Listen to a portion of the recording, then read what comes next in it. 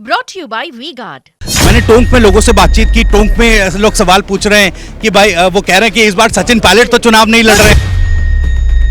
Congress party क्या उसी clarity के साथ आगे बढ़ रही है राजस्थान में? और आसान नहीं है अपने कार्यकर्ताओं की अनदेखी कर किसी और को टिकट देना। ने मुझे निवेदन किया है, जिस कैंडिडेट ने मेरे को रिक्वेस्ट किया मैं हर उस कैंडिडेट के यहाँ गया हूँ। अभी 2 चरणों में चुनाव होगा।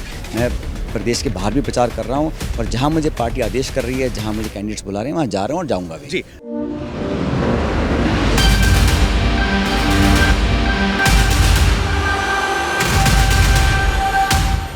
बहुत लंबी चौड़ी भूमिका न बांधते हुए मैं आपको सीधा बता दूं, क्योंकि समय कम है।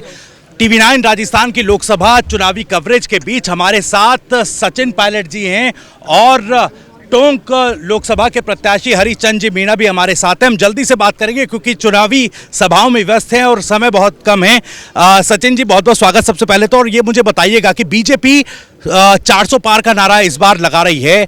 कांग्रेस पार्टी, मैंने बहुत सारे वीडियोस देखे, बहुत सवाल आपसे हुए कि कांग्रेस पार्टी क्या एस्टिमेट लेकर चल रही है। आपने कहा कि ये बड़े बोल होंगे बोलना, लेकिन कहीं ना कहीं एक दिमाग में कांग्रेस पार्टी ने कहीं ना कहीं वो एक टारगेट फिक्स किया होगा कि इस बार इस तक तो कांग्रेस पार्टी को लेकर जाना। तो क्या सोच रखी है इस बार चुनावों के लिए?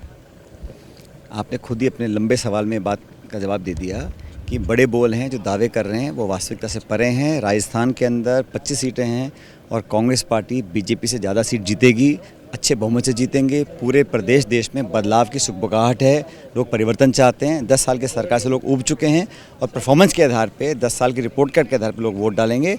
और कांग्रेस का जो घोषणा पत्र है, कांग्रेस की जो सोच है, हमारे कैंडिडेट्स हैं, उसको लोग पसंद कर रहे हैं। इसलिए मैं आश्वस्त हूँ कि हम लोग अच्छा परफॉर्म करेंगे। इस बार कोर मुद्दे क्या हैं कांग्रेस पार्टी के, वो जरा बताइए। लोगों ने हर गरीब परिवार को प्रतिवर्ष लाख रुपये देने का एक कमिटमेंट किया है। 1 लाख प्रतिवर्ष हर गरीब परिवार को। MSP पे कानून बनाएंगे। 30 लाख जो खाली पद हैं सरकारी नौकरियों उसको भरेंगे और महिलाओं को 50% आरक्षण मिलेगा इन नौकरियों के अंदर।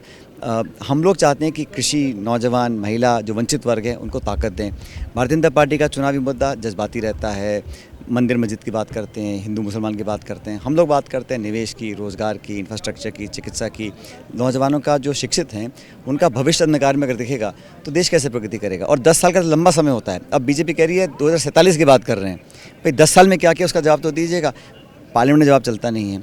संसद में आप सांसदों को निलंबित कर देते हैं, मुख्यमंत्री को जेल में डाल देते हैं, कांग्रेस के खाते सीज कर देते हैं। तो कहीं ना कहीं जो दबाव और प्रतिशोध की राजनीति है वो हावी हो रही है। जी, आपका विजन बिल्कुल क्लियर है, बीजेपी को लेकर भी और खुद की पार्टी को लेकर भी किस तरीके से चुनाव में आगे बढ़ना है। लेकिन मैं ये समझने की कोशिश कर रहा हूँ, इतने विजन क्लियर के साथ में कांग्रेस पार्टी क्या उसी क्लैरिटी के साथ आगे बढ़ रही है राजस्थान में? मैं चूंकि कांग्रेस पार्टी अलायंस में इस बार है, तो राजस्थान में खास करके क्या अलायंस उस मजबूती के साथ आगे बढ़ रहा है? अलायंस हुआ इसलिए ताकि विपक्ष की एकजुटता हम प्रदर्शित करें।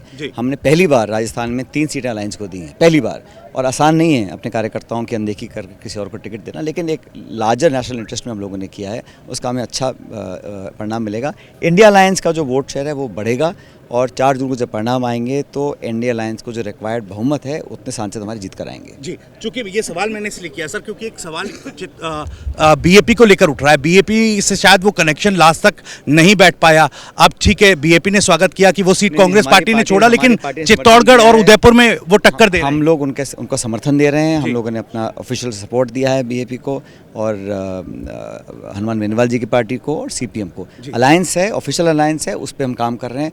लेकिन भाजपा के खिलाफ जो वोट है उसको हमने एकत्रित किया है। इसका फायदा हम लोगों को भविष्य में मिलेगा। एक तो आखिरी 2 सवाल मेरे छोटे छोटे से सर, आखिरी 2 सवाल हैं। उसमें सवाल तो ये है कि कुछ एक सीटों पर सचिन पायलट प्रचार के लिए नहीं जा रहे हैं, तो वहां पर लोग सवाल कर रहे हैं कि क्या अभी भी कोई ठसक या कसक है? जिस उम्मीदवार ने मुझे निवेदन किया है, जिस कैंडिडेट ने मेरे को रिक्वेस्ट की है, मैं हर उस कैंडिडेट के यहाँ गया हूँ। अभी 2 चरणों में चुनाव होगा। मैं प्रदेश के बाहर भी प्रचार कर रहा हूं और जहां मुझे पार्टी आदेश कर रही है, जहां मुझे कैंडिडेट्स बुला रहे हैं, वहां जा रहा हूं और जाऊंगा भी। जी, मैं टोंक के आखिरी सवाल सर, छोटा सा आखिरी सवाल। मैंने टोंक में लोगों से बातचीत की। टोंक में लोग सवाल पूछ रहे हैं कि भाई वो कह रहे हैं कि इस बार सचिन पायलट तो चुनाव नहीं लड़ रहे हैं। सचिन पायलट यहाँ पर चेहरा नहीं है। सारी सीटों पे हम मिलकर चुनाव लड़ रहे हैं। मेरी जिम्मेदारी सबको जिताने की है। चलिए, बहुत बहुत शुक्रिया सर। टीवी 9 राजस्थान को समय देने के लिए। तो ये सचिन पायलट हैं और सचिन पायलट के समर्थक यहाँ उनको चूंकि सभा करने चुनावी सभा के लिए सचिन पायलट निवाई यहाँ पर पहुंचे थे और टीवी 9 राजस्थान की कवरेज करते करते हम भी यहाँ पर पहुंचे, लोगों से भी बात की, सचिन पायलट से भी उनका थोड़ा समय हमने चुराया और थोड़े सवाल पूछने की कोशिश की। हम लगातार टोंक के साथ साथ उन और इलाकों में भी जा रहे हैं और लोगों से पूछकर, लोगों से सवाल कर ये बताने की कोशिश कर रहे हैं कि आखिर राजस्थान में कौन जीत रहा है। आगे भी चलेंगे, बताएंगे आपको राजस्थान में क्या कुछ है हालात। फिलहाल कैमरा पर्सन साथी राहुल देव के साथ मैं भविष्य त्यागी, टीवी 9 राजस्थान। नमस्कार।